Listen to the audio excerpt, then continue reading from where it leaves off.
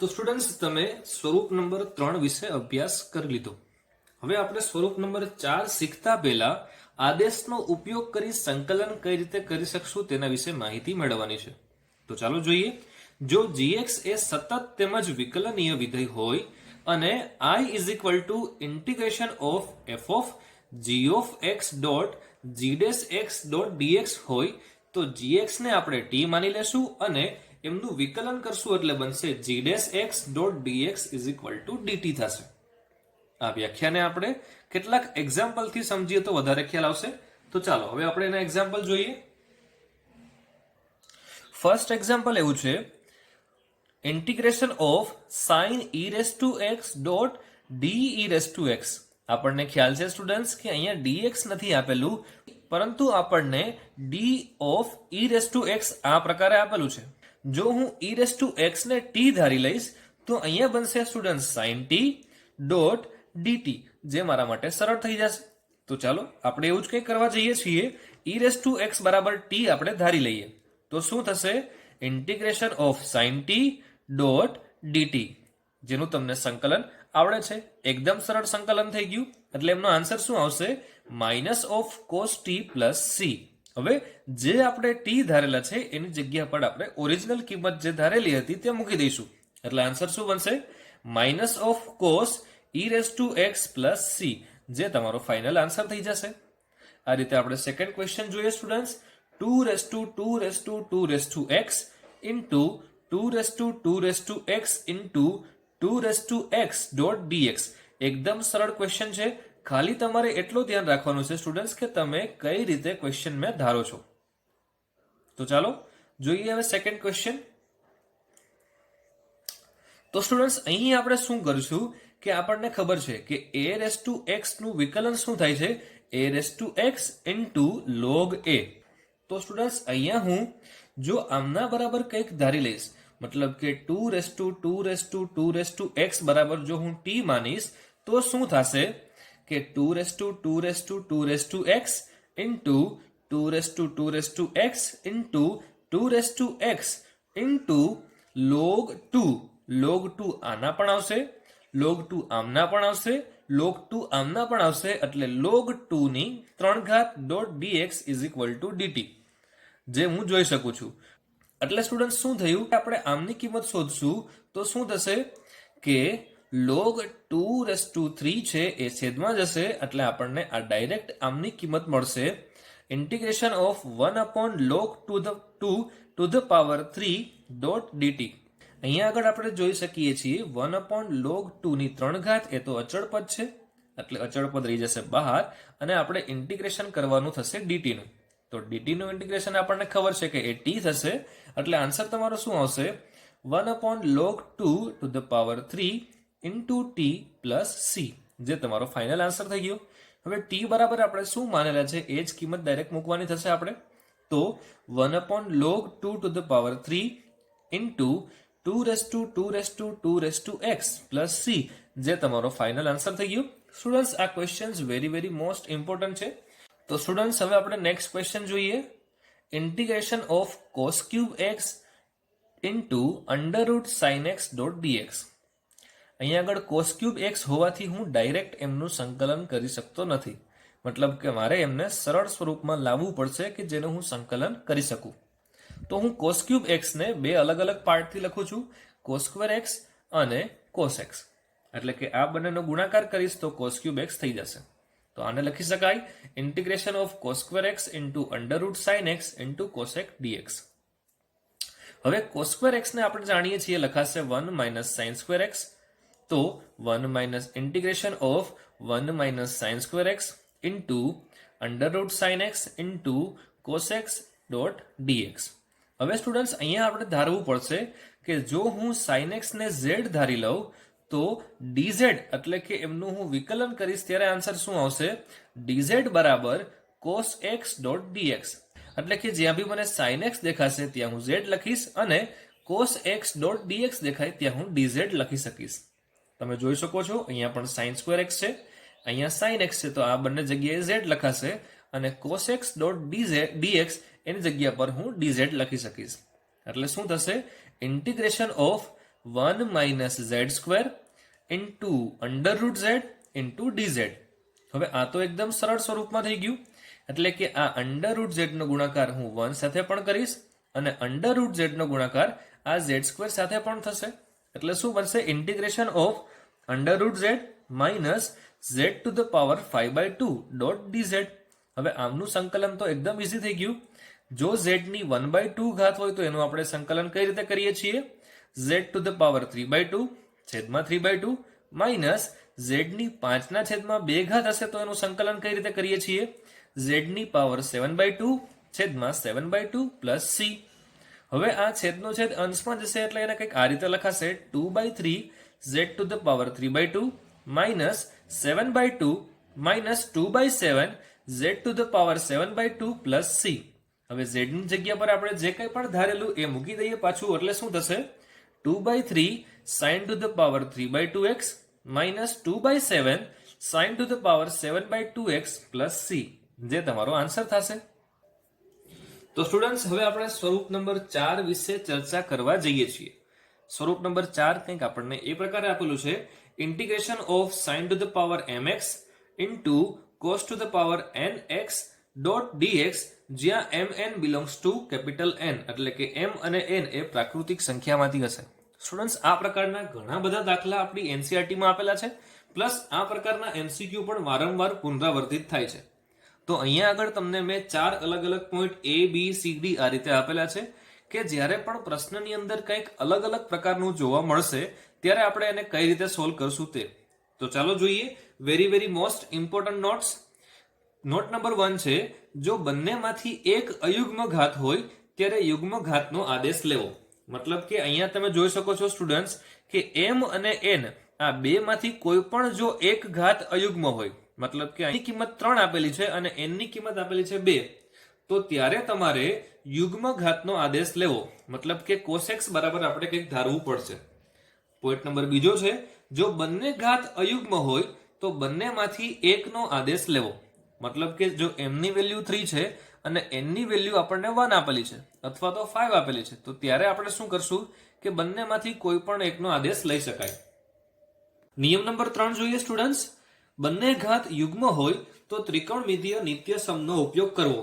આપણે સ્ટુડન્ટ્સ નિયમ નંબર 2 ની અંદર એવું જોઈ ગયા છીએ કે જો બંને ઘાત યુગ્મ હશે તો બે માંથી કોઈ પણ એકનો આદેશ લઈ શકાય. એટલે કે sin બરાબર પણ આપણે કઈ આદેશ લઈ શકીએ છીએ અથવા cos બરાબર પણ કઈ આપણે આદેશ લઈ શકીએ છીએ. પરંતુ જો બંને ઘાત યુગ્મ આપેલી હશે, એટલે કે m ની વેલ્યુ 2 અને n ની વેલ્યુ 4 આપેલી છે, આ રીતે કોઈ પણ યુગ્મ સંખ્યા આવી શકે, ત્યારે આપણે શું કરશું કે ત્યારે નિત્યસમનો ઉપયોગ કરશું. એનો મતલબ શું થયો સ્ટુડન્ટ્સ? નિત્યસમનો મતલબ આપણે 1 plus cos 2 theta is equal to 2 cos square theta આ રીતે લઈ શકાય. આમાં કોઈ પણ નિત્યસમનો ઉપયોગ કરી શકશું. નિયમ નંબર 4 જોઈએ. જો m અને n એ સમય સંખ્યા હોય તો m plus n minus 2/2 એ ઋણ પૂર્ણાંક સંખ્યા મળશે. એટલે કે જ્યારે આપણને m અને n ની વેલ્યુ એ કોઈ સમય સંખ્યા સ્વરૂપે આપેલી હોય, ફોર એક્ઝામ્પલ એ વેલ્યુ 1/2 હોઈ શકે, 1/3 હોઈ શકે, આવા કોઈ સ્વરૂપમાં આપેલી હશે, ત્યારે આપણે શું કરવું પડશે કે જ્યારે આપણે m plus n minus 2/2 કરશું ત્યારે જે તમને કિંમત મળશે એ ઋણ પૂર્ણાંક સંખ્યા મળશે. ત્યારે આપણે cot x બરાબર p આદેશ લઈ શકાય અથવા તો tan x બરાબર p આદેશ લઈ શકાય. સ્ટુડન્ટ્સ, અહીંયા p ની જગ્યા પર તમે t પણ લઈ શકો છો, x તમે y પણ લઈ શકો છો, z પણ લઈ શકો છો. આદેશમાં જનરલી આપણે t નો ઉપયોગ વધારે કરીશું. તો ચાલો સ્ટુડન્ટ્સ, આપણે સ્વરૂપ નંબર 4 ને લગતા કેટલાક એક્ઝામ્પલો સોલ્વ કરીએ. ક્વેશ્ચન આપેલું છે integration of dx upon sin x into cos cube x. અહીંયા આગળ સ્ટુડન્ટ્સ તમને sin x અને cos x એ બંને છેદમાં આપેલા છે, એટલે આપણે કહી શકીએ કે sin x ની ઘાત -1 છે અને cos x ની ઘાત -3 છે. આ બંનેનો સરવાળો કરો તો આન્સર આવશે -4, જે આપણે કહી શકીએ છીએ ઋણ છે. એટલા માટે આપણે શું ધારવું પડશે? tan x બરાબર z અથવા તો cot x બરાબર z, જે આપણને ઈઝી પડશે એને આપણે ધારવાનો પ્રયત્ન કરશું. તો તમે જોઈ શકો છો સ્ટુડન્ટ્સ, z tan x એવો આપણે આદેશ લીધેલો છે. એટલે કે સ્ટુડન્ટ્સ, હું અહીંયા આગળ z tan x એવું લઈશ. તો પ્રશ્ન આપેલો છે, ઇન્ટિગ્રેશન તમને આપેલું છે I dx upon sin x into cos cube x. હવે સ્ટુડન્ટ્સ આપણે શું કરશું? અહીંયા અંશ અને છેદને કોસેક્સ વડે ભાગાકાર કરીએ. જો અંશમાં કોસેક્સ વડે ભાગાકાર કરશું તો શું થશે 1/કોસેક્સ અને અહીંયા શું બનશે sin x ના છેદમાં કોસેક્સ. એટલે સ્ટુડન્ટ શું થશે કે sin x ના છેદમાં કોસેક્સ છે એ તો tan x થઈ જશે અને 1/cos x છે એ આમની સાથે ગુણાકાર થશે એટલે 1/cos ની 4 ઘાત x આવું થશે, જેને આપણે લખી શકીએ છીએ sec4x.dx છેદમાં tan x. હવે સ્ટુડન્ટ sec ની 4 ઘાત છે એને આપણે બે અલગ અલગ ઘાતમાં લખી શકીએ એટલે એને આવું લખાશે sec2x * sec2x, જેમાંથી એક sec2x ને હું આ રીતે લખી શકું 1 + tan2x * sec2x.dx છેદમાં tan x. આપણને ખ્યાલ છે સ્ટુડન્ટ્સ આપણે tan x = z એવો આદેશ લેવાના છીએ એટલે લખાશે કે tan x = z આદેશ લેતા. તેથી dz ની કિંમત શું મળશે sec2x.dx, એટલે કે જ્યાં તમને sec2x dx દેખાશે ત્યાં તમે dz લખી શકશો અને જ્યાં તમને tan દેખાશે ત્યાં તમારે લખાશે z. એટલે શું થયું સ્ટુડન્ટ્સ 1 + z² છેદમાં z.dz. આ છેદમાં z છે જે આપણે સેપરેટ આપીશું એટલે શું બનશે 1/z integration of 1/z plus z dot dz. 1/z નું ઇન્ટિગ્રેશન આપણને ખ્યાલ છે સ્ટુડન્ટ્સ એ શું થશે log mod z plus z નું પણ ઇન્ટિગ્રેશન આપણને ખ્યાલ છે જે થશે z²/2 પ્લસ c. હવે સ્ટુડન્ટ્સ આપણે z બરાબર જે કંઈ પણ કિંમત લીધેલી છે એ કિંમતને મૂકી દઈએ તો શું બનશે સ્ટુડન્ટ્સ કે જ્યાં z દેખાશે ત્યાં આપણે tan x લખી દઈએ એટલે આપણો આન્સર તૈયાર થઈ ગયો. log mod tan x plus tan²x/2 plus c જે તમારો ફાઇનલ આન્સર થશે. આપણે આ જ ટાઈપનો એક સેકન્ડ ક્વેશ્ચન સોલ્વ કરવા જઈશું. હવે integration of sin²x dot cos²x dx. આપણે જોઈ શકીએ છીએ સ્ટુડન્ટ્સ અહીંયા sin ની પણ અને cos ની પણ આ બંનેની ઘાત આપણને યુગમાં આપેલી છે. તો નિયમ નંબર 3 શું હતો કે જ્યારે બંને ઘાત આપણને યુગમાં આપેલી હોય ત્યારે આપણે નિત્યસમનો ઉપયોગ કરવાનો. તો આપણે જોઈ શકીએ છીએ સ્ટુડન્ટ્સ કે integration of sin²x dot cos²x dx ને આપણે આ રીતે પણ લખી શકીએ. આપણને ખ્યાલ છે સ્ટુડન્ટ્સ કે આપણે ફોર્મ્યુલા જોઈ ગયા છીએ sin²x = 1 - cos2x/2 અને cos²x = 1 + cos2x/2 ડોટ dx. જે તમે જોઈ શકો છો સ્ટુડન્ટ્સ અહીંયા આગળ લખેલું છે integration of 1 - cos2x/2 dot 1 + cos2x/2 dot dx. હવે તમારે શું કરવાનું છે કે છેદમાં 2 અને 2 આ તો અચળ હોવાથી 1/4 બહાર આવી જશે અને અહીંયા શું થશે 1 - cos2x * 1 + cos2x. આ તો a - b અને a + b જેવું થયું. એટલે આપણે આમને લખી શકીએ કે 1/4 integration of 1 - cos²2x dx. 1 - cos²2x dx નું શું થશે students 1/4 integration of sin²2x dot dx. sin²2x નું આપણે ડાયરેક્ટ ઇન્ટિગ્રેશન કરી શકતા નથી એટલે ફરીથી આપણે આમને કન્વર્ટ કરવા પડશે. sin²θ નું સૂત્ર શું હતું 1 - cos2θ/2, એટલે કે આને લખાશે 1/4 ઇન્ટિગ્રેશન ઓફ 1 - cos4x/2. એટલે શું થશે સ્ટુડન્ટ્સ કે 2 અચળ હોવાથી એ બહાર જશે એટલે બનશે 1/8 integration of 1 - cos4x dot dx, જેમાંથી આપણને 1 નું ઇન્ટિગ્રેશન પણ જાણીએ છીએ, cos4x નું ઇન્ટિગ્રેશન પણ આપણે કરી શકીએ છીએ. એટલે લખાશે 1/8 x - sin4x/4 પ્લસ c જે તમારો ફાઇનલ આન્સર થશે.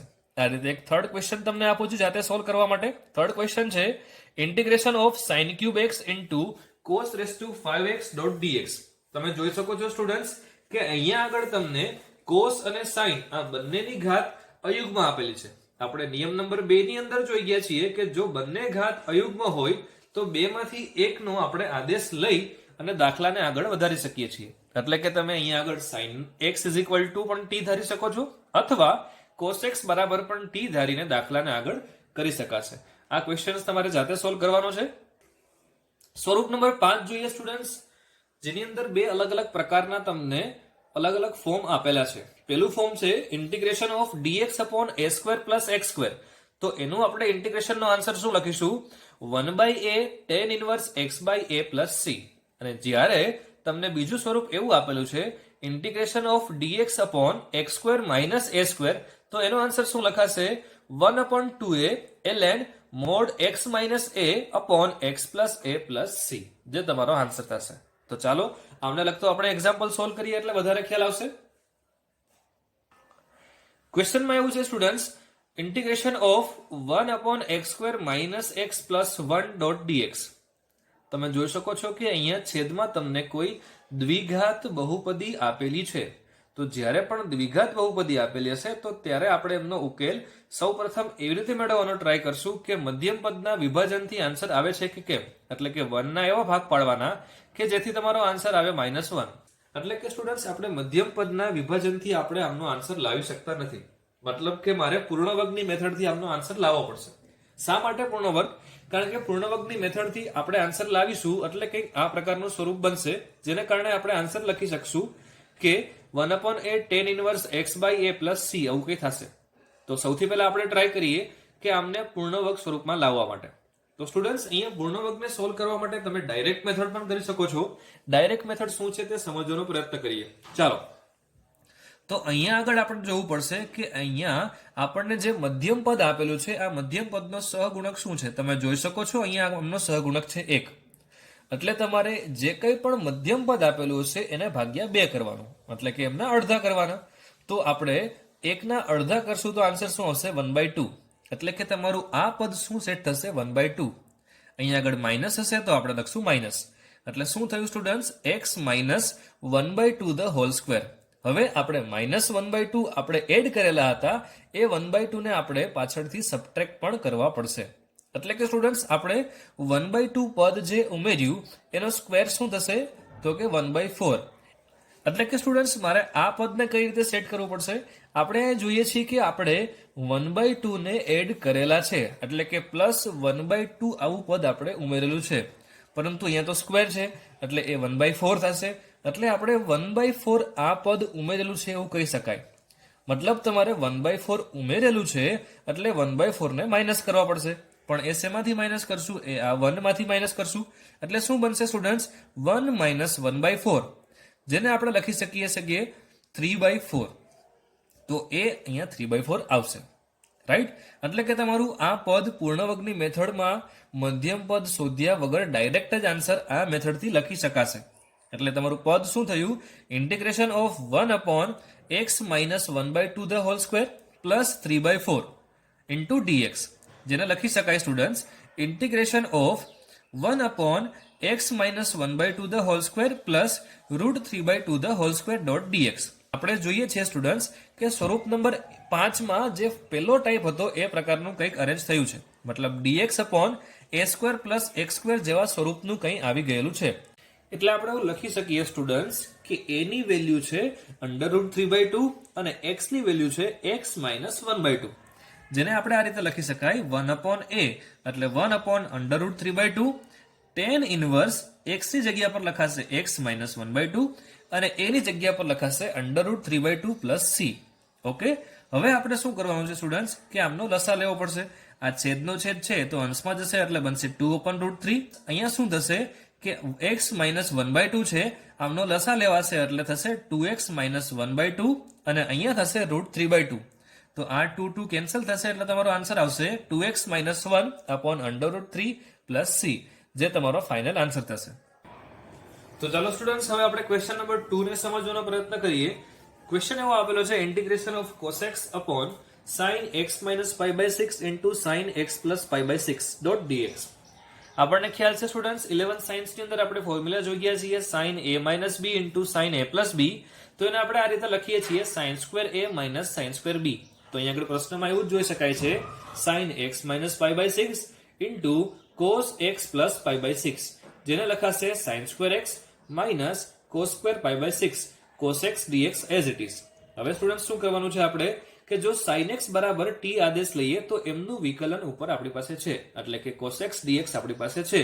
તો sin x બરાબર t લેશું તો cos x dx = થશે dt, જેને આપણે આ રીતે લખી શકીએ I = cos x dx ની જગ્યા પર dt લખાશે અને જ્યાં બી તમને sin દેખાય છે ત્યાં લખાશે t અને sin² π/6 ની વેલ્યુ થશે sin π/6 ની વેલ્યુ થાય છે 1/2 એટલે sin² π/6 ની વેલ્યુ થશે 1/4.